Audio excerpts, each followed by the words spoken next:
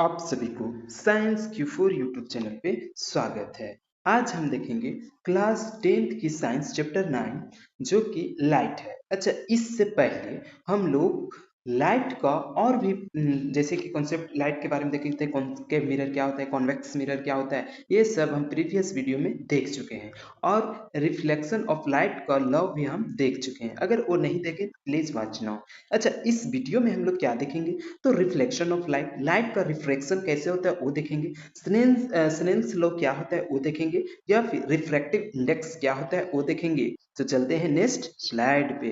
Next slide पे सबसे पहले जो मेरा कॉन्सेप्ट आया that is refraction of light. Refraction of light होता क्या चीज है, ये कैसे होता है, ये कौन सा लॉ है, देखते हैं। तो ये क्या बोलता है, सबसे पहले वो हम देखते हैं। The change of direction of light passing from one transparent medium to another. अच्छा, कहने का मतलब है कि एक ट्रांसपेरेंट मीडियम से दूसरे मीडियम, एक ट्रांसपेरेंट मीडियम नहीं है, जैसे कि यहाँ पे हम एक कांच ली, कांच पे जब हम लाइट को इससे पास कराते हैं तो एक मीडियम से दूसरे मीडियम में गया, उसी को हम रिफ्रैक्शन ऑफ लाइट बोल रहे हैं। अच्छा, जब ये यहाँ सैनी सरफेस रहता, चमकदार रहता, तो ये लाइट जैसे कि ये सैनी सरफेस है, इधर से लाइट आता, इधर से चला जाता, तो ये रिफ्लेक्शन होता। लेकिन यहाँ पे रिफ्रैक्शन पड़ रहे हैं, तो एक ट्रांसफर मीडियम है जिससे लाइट हम उस पे फॉल कर रहे हैं, गिरा रहे हैं, तो दूसरे माध्यम माध्यम में चला जा रहा है। तो अच्छा, देखते हैं कि ये क्या होता है। Causes of refraction speed of light change when it enters one medium to another medium. अच्छा, रिफ्रैक्शन जब होता है तो जो लाइट है एक मीडियम से दूसरे मीडियम में पास करता है, तो उसका जो स्पीड है वो चेंज हो जाता है। उसका स्पीड क्या चीज होता है, चेंज हो जाता है। तो हमको याद रखना है कि जब लाइट एक मीडियम से दूसरे मीडियम में जाता है तो उसका स्पीड क्या चीज होता है, चेंज हो जाता है। क्या चीज होता है, चेंज हो जाता है। अच्छा, इसका हम कुछ एग्जांपल समझते हैं, जैसे the bottom of swimming pool appear higher. अच्छा, जो स्विमिंग पूल है, मान के चलो स्विमिंग, इसमें पानी है, ये स्विमिंग पूल है, यहाँ तक पानी है, अरे इसका बॉटम ये हुआ, लेकिन हमको नजर आता है कि बॉटम यहाँ तक है। जब हम इधर से देखते हैं तो नजर आता है कि यहाँ तक है, तो इसका कारण क्या चीज है, तो refraction of light. Refraction of light इसका कारण है। अच्छा, दूसरा एग्जांपल देखिए। Pencil appear bent when put in water. जैसे एक गिलास लिए, एक गिलास में ये पानी रखा हुआ है, यहाँ तक ये पानी रखा हुआ है, ये पानी रखा हुआ, और जब हम एक पेंसिल को डालें तो पेंसिल कुछ ऐसा नजर आता है कि एक पेंसिल को डालें, ऐसे डालें, और ऐसा ये मुड़ा हुआ नजर आता है, ऐसा बेंड हुआ हुआ नजर आता है, बेंड हुआ हुआ नजर आता है। तो बेंड होना ये किसका कारण है, पेंसिल का ऊपर अपेयर होना, बेंड होना, ये किसका कारण है, तो रिफ्लेक्शन ऑफ लाइट। अब तीसरा जो एग्जांपल दें, lemon looks bigger in water. जब वाटर में अगर हम लेमन को रखें तो हमको उसका जो साइज है उससे हमको वो बड़ा नजर आता है। तो कोई भी ऑब्जेक्ट को अगर हम वाटर में रखें और उसका उसका जो साइज हमको बिगर लगे, बड़ा लगे, तो इसका कारण क्या चीज होगा, तो reflection of light. Reflection of light ये हमको याद रखना पड़ेगा। सबसे पहले इसमें हम क्या देखें कि रिफ्लेक्शन ऑफ लाइट में जब लाइट एक मीडियम से दूसरे माध्यम में इंटर किया तो उसका जो स्पीड है वो क्या चीज हुआ, चेंज हुआ। और दूसरा, जब वो एक मीडियम से दूसरे मीडियम में गया लाइट, तो उसका जो स्पीड है वो तो चेंज हुआ, लेकिन उसका एग्जांपल हम जैसे देखें कि अगर हम एक पेंसिल को रखते हैं तो हमको ऊपर उठा हुआ नजर आता है, बैंड नजर आता है, तो इसका कारण क्या चीज है, रिफ्लेक्शन ऑफ लाइट। या फिर सेकंड एग्जांपल हम देखे थे कि जैसे कि स्विमिंग पूल हमको ऊपर उठा हुआ नजर आता है, तो इसका कारण क्या चीज है, रिफ्लेक्शन ऑफ लाइट। अच्छा, तो अब हम इसके सेकंड पार्ट पे चलते हैं। तो सेकंड में हम जानेंगे कि रिफ्लेक्शन थ्रू अ ग्लास। एक ग्लास स्लैब लेते हैं, उससे रिफ्लेक्शन कराते हैं, तो देखते हैं क्या होता है। Lateral displacement depends on. अच्छा, जो लेटरल डिस्प्लेसमेंट है वो डिपेंड करता है किस पे, तो रिफ्रैक्टिव इंडेक्स ऑफ ग्लास का रिफ्रैक्टिव इंडेक्स कैसा है उसके अनुसार इसका जो लेटरल डिस्प्लेसमेंट। अच्छा, पहले ये समझते हैं, उसके बाद देखेंगे कि लेटरल डिस्प्लेसमेंट होता है क्या है। जैसे हम एक ग्लास का स्लेब लिए, ये ग्लास का हमारा क्या चीज है, ये स्लेब है ग्लास का एक स्लेब है, और एक लेजर लाइट लिए, इसको हम मार रहे हैं इस पे, जो ग्लास स्लेब है उस पे मार रहे हैं। और जब हम मारे तो इस पे हम एक नॉर्मल भी ड्रॉ किए, और नॉर्मल ड्रॉ किए तो यहाँ पे क्या देखिए कि जब ये एयर है, एयर से ग्लास में जब लाइट है वो हमारा इंटर किया, तो ये इधर बैंड हो गया, इधर बैंड हो गया, जाना चाहिए था इधर, इधर जाना चाहिए था, लेकिन ये बैंड हो गया इधर। अच्छा, ये बैंड हुआ, तो यहाँ हम क्या देखें कि जब एयर से ग्लास में लाइट इंटर कर रही है तो वो बैंड हो रहा है, और फिर जब ये और बैंड हो रहा है और ये नॉर्मल की तरफ आ जा रहा है, नॉर्मल की तरफ आ जा रहा है। और जब वहीं पे जब हम किए अच्छा, नॉर्मल की तरफ आ रहा है, तो यहाँ से हम ऐसे भी बोल सकते हैं, 1 मिनट, यहाँ से हम ऐसे भी बोल सकते हैं कि जो हमारा एंगल ऑफ इनसाइडेड है यानी कि आई है, और एंगल ऑफ जो आर है रिफ्लेक्ट है, ये इस यहाँ पे फर्स्ट कंडीशन में क्या हुआ कि angle of incidence increases than angle of reflection, यानी रिफ्लेक्शन जो रिफ्लेक्ट किया हमारा लाइट उससे ज्यादा एंगल कौन सा बना, इनसाइडेड रे का। और जब हम सेकेंड कंडीशन में आए तो सेकेंड कंडीशन में जब हम लाइट को ग्लास से एयर में हम इंटर करा रहे हैं तो क्या देखें कि यहाँ पे जो इनसाइडेड रे है वो स्मॉल हो गया एज कंपेयर टू रिफ्लेक्ट रे। रिफ्लेक्ट रे से अगर हम कंपेयर करें तो इनसाइडेड रे है ये छोटा हो गया। सेकेंड कंडीशन ये कैसे होता है, अब देख यहाँ पे अगर हम एक चीज और देखें तो यहाँ पे जो हमारा रियल लाइट जिधर से आना चाहिए, अगर सीधा आता तो ये इधर से यहाँ ऐसे आता, लेकिन ये आया किधर से, इधर से आया, फिर इधर आया, ऐसे आया। तो ये दोनों का बीच में जो गैप हुआ, ये दोनों का जो रियल लाइट का जो पाथ था उसके बीच में, और जो ये बना दूसरा उसके बीच में, ये दोनों के बीच में ये जो गैप मानते हैं एक्स है, और इसी एक्स को हम बोल रहे हैं लेटरल डिस्प्लेसमेंट। क्या चीज बोल रहे हैं, लेटरल डिस्प्लेसमेंट। अच्छा, लेटरल डिस्प्लेसमेंट क्या चीज पे डिपेंड करता है, तो ये डिपेंड करता है रिफ्रैक्टिव इंडेक्स ऑफ ग्लास। ये जो ग्लास है, ग्लास का रिफ्लेक्टिव इंडेक्स कैसा है, कितना है, उस पे डिपेंड करता है। अगर ये ज्यादा मोटा होगा तो रिफ्रैक्टिव इंडेक्स है वो ज्यादा होगा, अगर कम मोटा होगा तो कम होगा। अब इसका थिकनेस पर भी, जैसे कि सेकंड पॉइंट में बोल ही दिया कि थिकनेस ऑफ ग्लास स्लेब का जो थिकनेस होगा उस पे भी डिपेंड करता है कि नहीं। यहाँ पे हम कंप्लीटली देख रहे हैं। अब चलते हैं नेक्स्ट स्लाइड पे। नेक्स्ट स्लाइड पे हम ये जानेंगे कि लॉ ऑफ रिफ्लेक्शन, ये जब वन मीडियम से अनदर मीडियम में जब लाइट आ जा रहा है, ये नॉर्मल की तरफ मुड़ जा रहा है, ये कैसे मुड़ रहा है, इसका लॉ क्या चीज है वो जानेंगे। तो इस लॉ में हम वो जानेंगे law of reflection of light. Reflection of light में देखेंगे कि द इनसाइडेड रे, जो रे आ रहा है, the incident ray, the reflected ray and the normal to the interface of two transparent medium at the point of incident incidence all lie in same plane. कहने का मतलब है कि जैसे देखो, अगर हम एक ग्लास लिए, ये मान के चलो ये ग्लास है, ग्लास पे ये इंसाइडेड रे है आ रहा, और ये इंसाइडेड रे है, और इसके बीच में हम एक नॉर्मल ड्रॉ कर दिए, ये हमारा नॉर्मल है। इंसाइडेड रे, इंसाइडेड रे है, और फिर ये इधर आ गया, ये इधर आ गया।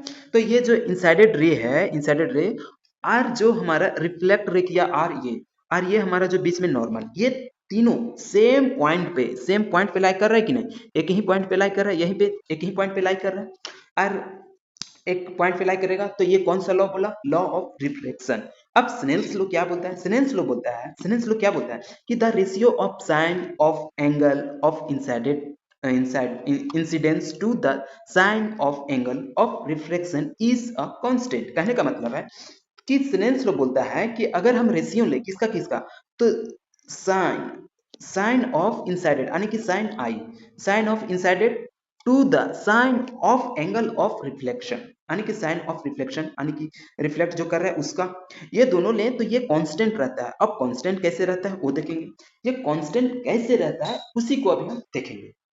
अच्छा, जैसे कि मान के चलो ये नॉर्मल है, जब हम इस पे लेजर लाइट से इस पे हम यहाँ पे मतलब उसको जलाएं, तो यहाँ से ये नॉर्मल से इधर आ जाएगा, जाना चाहिए था उसको सीधा, जाना चाहिए था सीधा, लेकिन आ गया वो किधर, इधर आ गया, इधर।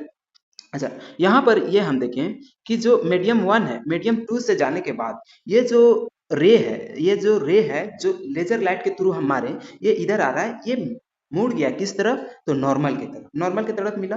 और यहाँ पर जो साइन आई और साइन आर है ये कांस्टेंट होगा।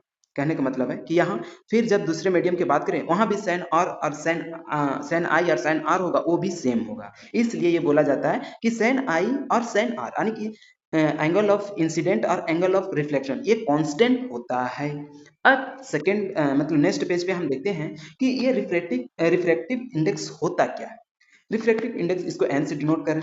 रिफ्रैक्टिव इंडेक्स होता क्या है, तो the ratio of speed of light in a given pair of medium. कहने का मतलब है कि जब भी रिफ्लेक्टिव ऑफ लाइट होता है, मतलब जब भी लाइट रिफ्लेक्ट करता है तो दो मीडियम चाहिए, एक मीडियम 1, मीडियम 1 से 2 की ओर जाता है लाइट, या फिर 2 से 1 में भी जा सकता है। तो ये जो रिफ्लेक्टिव इंडेक्स है क्या चीज है, तो ये ratio of speed of light in a given pair of medium, जो पेयर ऑफ मीडियम दिया गया 1 और 2, उसी का ये क्या चीज है, रेशियो है उसका वेलोसिटी का, उसका स्पीड का। जैसे N, velocity of light in a medium 1 velocity of light in a medium two, ये दोनों का इक्वल होता है, इक्वल होता है कि ना। अब हम ये देखेंगे कि ये जो इक्वल है इसको हम ऐसे भी बोल सकते हैं v1 एक बाई v2, ये हम समझ गए। अब हम ये देखेंगे कि एब्सोल्यूट रिफ्रैक्टिव इंडेक्स होता क्या है। तो refractive index a medium with respect to vacuum और एयर। एब्सोल्यूट रिफ्रैक्टिव इंडेक्स वैसे इंडेक्स होते हैं जिसमें हम रिफ्रैक्टिव इंडेक्स किसका किसके बीच के मीडियम को बताते हैं, तो वैक्यूम और एयर के बीच, वैक्यूम और एयर के बीच में। जैसे इसका जो ऐसे ये हुआ, और इसका जो फॉर्मूला होता है n equal to C by V. यहाँ पर बताएं तो c क्या है, तो c speed of light, c क्या चीज है, स्पीड ऑफ लाइट, और v क्या चीज है, velocity of light, velocity of light.